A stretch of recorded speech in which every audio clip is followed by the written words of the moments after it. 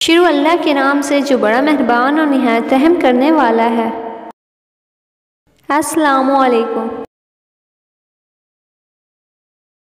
आप सल्लल्लाहु अलैहि वसल्लम ने फरमाया, जमात के साथ नमाज़ पढ़ने में घर के अंदर या बाज़ार में नमाज़ पढ़ने से 25 गुना सवाब ज़्यादा मिलता है, क्योंकि जब कोई शख्स तुम में से वज़ू करे और उसके आदाब का लिहाज रखे, फिर मस्जिद में सिर्फ नमाज की गर्ज से आए, तो उसके हर कदम पर अल्लाह ताला एक दर्जा उसका बुलंद करता है और एक गुनाह उससे माफ़ करता है। इस तरह वो मस्जिद के अंदर आएगा।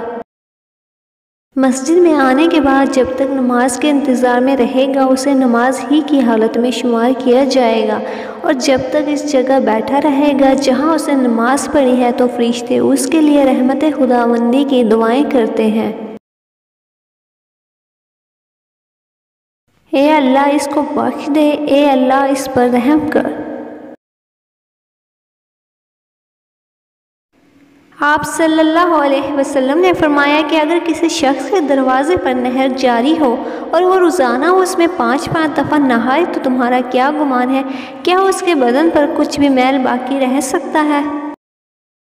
सहाबा ने अर्ज़ की कि नहीं या रसूलल्लाह, हरगिज़ नहीं। आप सल्लल्लाहु अलैहि वसल्लम ने फरमाया कि यही हाल 5 वक्त की नमाज़ों का है कि अल्लाह पाक उनके ज़रिए से गुनाहों को मिटा देता है।